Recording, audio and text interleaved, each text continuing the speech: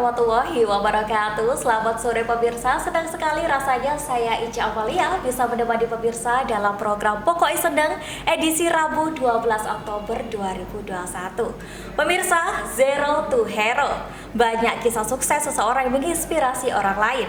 Bukan sekedar nilai kemanusiaan yang bisa dipetik menjadi pelajaran, ternyata pengalaman hidup tersebut bisa menjadi bahan renungan. Alkisah, kisah menginspirasi itu datang dari Muhammad Bagus Pujianto, pengusaha muda pemilik UD Karya Bagus Bermanfaat, besar dari anak panti asuhan dan kini bisa sukses berkarir dengan usaha dagang. Patut menginspirasi sekali ya pemirsa ya. Semua karyawannya anak panti asuhan, wirausaha muda ini sukses berkarir dengan memulai usahanya dari berjualan keliling semenjak tahun 2021. Dan Assalamualaikum Mas Bagus. Waalaikumsalam. Aduh, senang sekali bisa bertemu Mas Bagus. Sehat ya? Alhamdulillah. Ya, sehat. Oke Mas Bagus, bisa diceritakan ya usaha apa saja sih yang sudah pernah Mas Bagus lakukan sebelum usaha dagang di Karya Bagus Bermanfaat ya? Kalau mengenai usaha sudah banyak sekali ya. Jadi bisa gimana kalau saya melihat ada peluang saya kerjakan, melihatnya ini bisa dikerjakan ya saya kerjakan. Jadi ada ya dulu pernah saya jualan sepatu sendal. Kalau malam-malam kan biasanya di taman di itu. Nah, itu saya jualan sepatu sendal. Kemudian saya juga pernah jualan meja belajar anak-anak, mainan anak-anak karakter yang kecil-kecil tapi ya paling tidak ada untungnya dikit-dikit. Nah, kemudian saya juga pernah kerja di MLM. Itu pengalaman yang menyedihkan. Walaupun awal-awalnya sangat bermimpi punya kesuksesan yang luar biasa, tapi akhirnya juga menyedihkan. Itulah pengalaman di MLM juga seperti itu. Tapi saya sangat terinspirasi sekali ya Mas Bagus ya, karena Mas Bagus ini adalah sosok wirausahawan muda yang sukses berkarir ya, saya bilang seperti itu, dari panti asuhan loh pemirsa ya. Aduh, terus bagaimana nih Anda merintis usaha hingga moncer saat ini ya? Jadi gini ya, kalau sistem saya dalam bisnis itu enggak pernah saya membayangkan bisa besar sukses itu enggak pernah.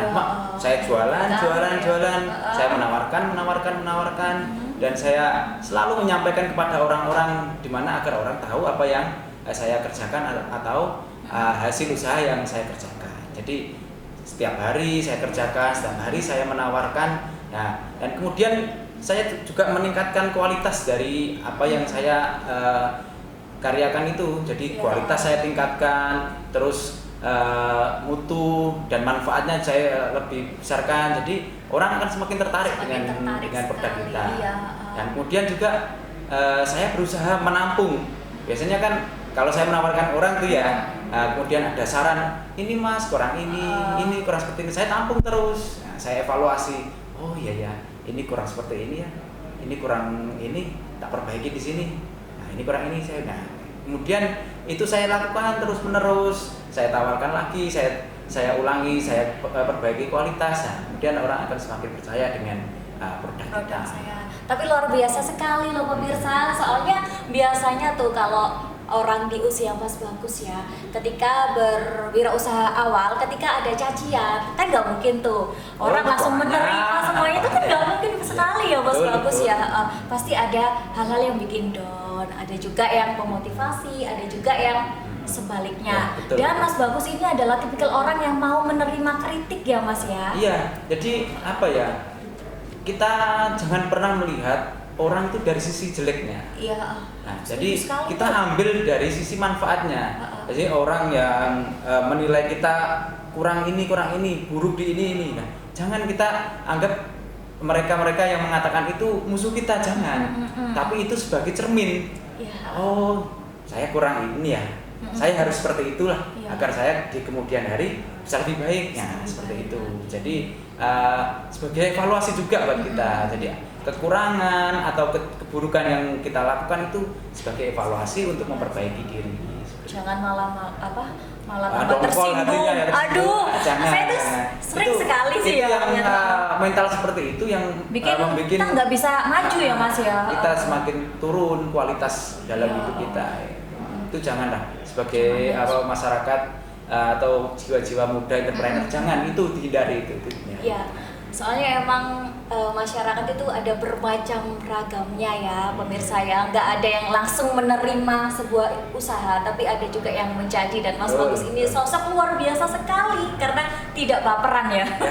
Jangan sampai lah. Iya. Entrepreneur muda jangan pernah baperan, jangan. Evaluasi terus ya. Iya, bagus Mas Bagus. Dari analisa usaha nih Mas Bagus ya, berapa modal Anda dan hingga sebesar saat ini Mas Bagus? Jadi ini ya, mengenai modal itu awal-awal saya cuma modal kecil-kecilan Mbak. Iya. Paling di bawah 100.000 ya. Kalau awal-awal loh ya. Jadi saya belanja sedikit, saya olah, kemudian saya jual, ada profit tuh.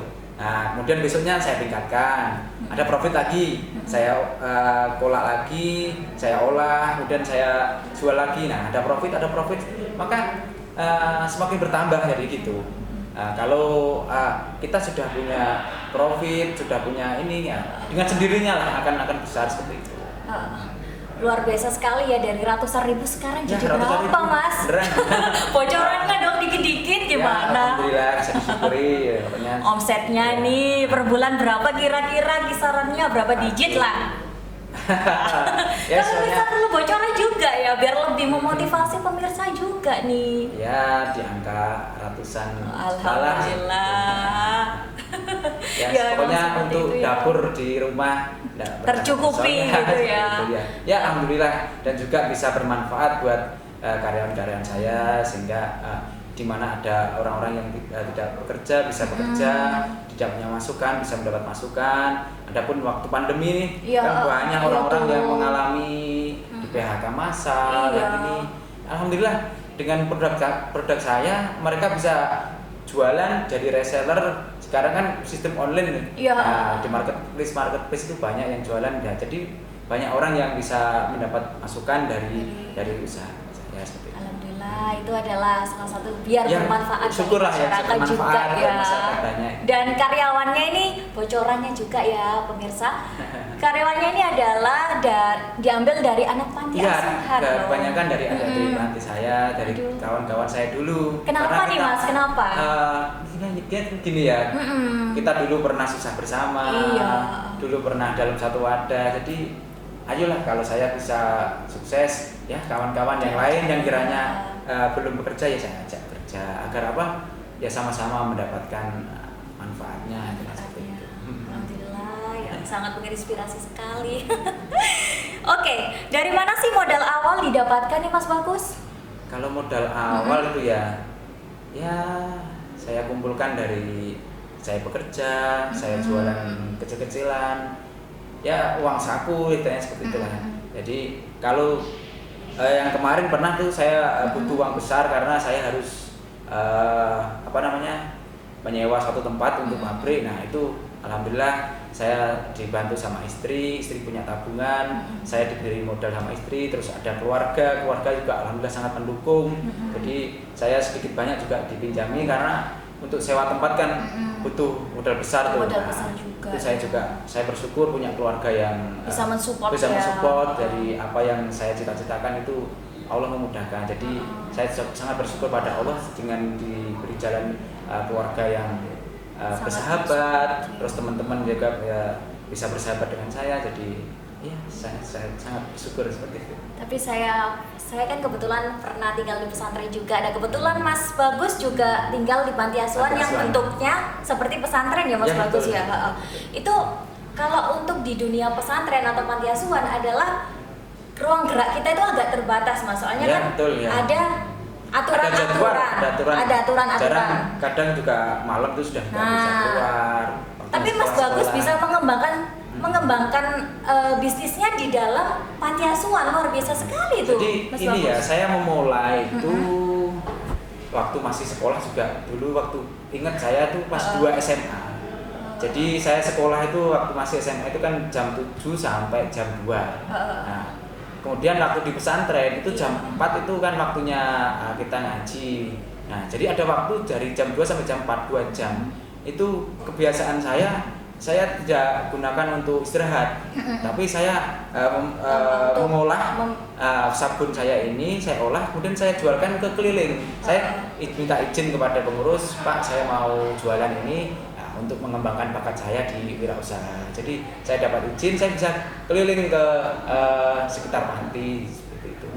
Jadi itu sebagai momen untuk belajar juga.